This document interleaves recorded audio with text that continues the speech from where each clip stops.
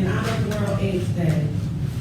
I wrote a poem a lot of years ago for someone in this room, and the name of that poem was I Need You Today. And so this is kind of an answer to that question. So this poem is called Who Will Smile for Them? That's what the living do.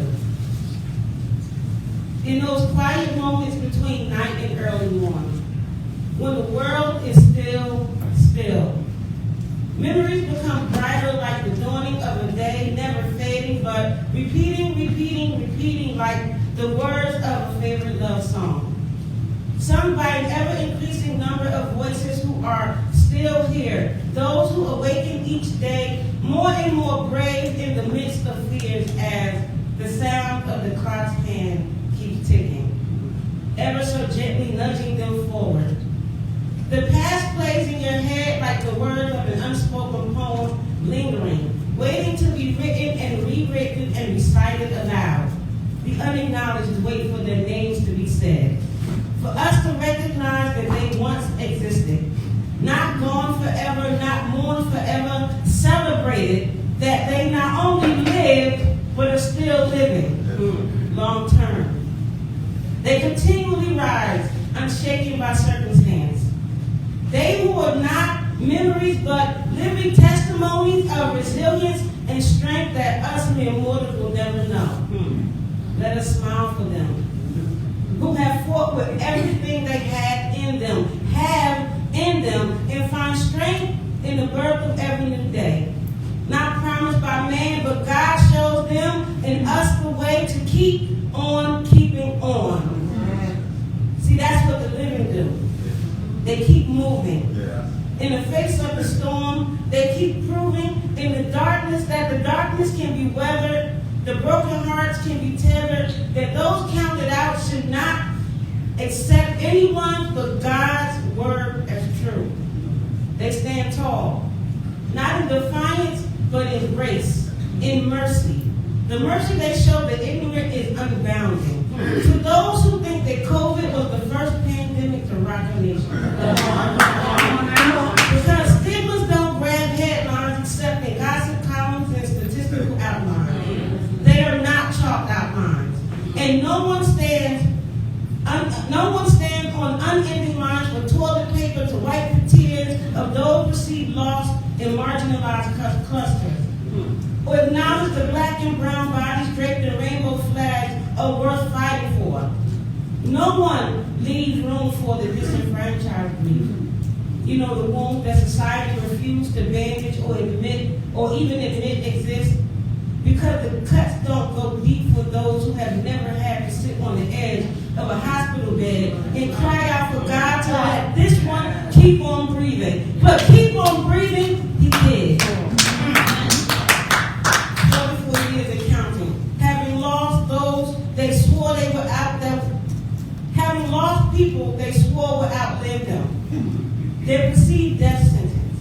They were taught to prepare for death, so have had to learn how to keep on living, how to keep on giving and keep on going and keep on growing now gray hairs.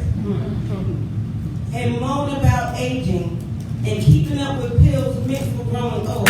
Something their dis-ease told them they would never know. They show up and keep showing up and keep growing up and keep going up higher. Not to heaven, not climbing Jacob's ladder, but climbing still to places they that never met. Letting go of the lie that they never mattered, higher still. Rewriting the narrative and new love songs and resilience. And who will smile for the little boy now man, who has outlived all statistical valuations of his life, to build communities and bridges to hope? Who will smile for the little girl who has moved past the fight for her life to the fight for all lives that matter, because despite what everyone said, they are still here. Come on. Many in memory, so many more in flesh. For the love of community, family, and self, they did not give up and they did not give in. In the absence of those we can never replace, there is a place for them here. Their presence is a present, a gift, a current, a wave, an an ocean. Their tears of joy have brought us years of joy. Those who are still here, whose love stretches across eons, whose lives have outlived their tears, outlived their fears, who will smile for them? We will smile for them. But more than that, they have lived long enough to smile for themselves. Yes. And that's what the living do. We remember. Even as the seasons change and ember turns to ash, we honor the fire, the hammer, the kiln, the Shadrach, the Meshach, the God who came down that stood with them in the rage of fire to help shape their lives into something more beautiful amongst this ugliness. And they finally know that they are not forgotten or lost or ignored or just mere memories. They are not amongst the dry bones. They are not withering fig trees that never will bear fruit. They are alive and they keep living and producing sustenance. To feed the spark of boundless desire. To teach another, living with this comfort that they too can go on. Through struggles, through quiet rage, they turn the page again and again because that's what the living do. They live.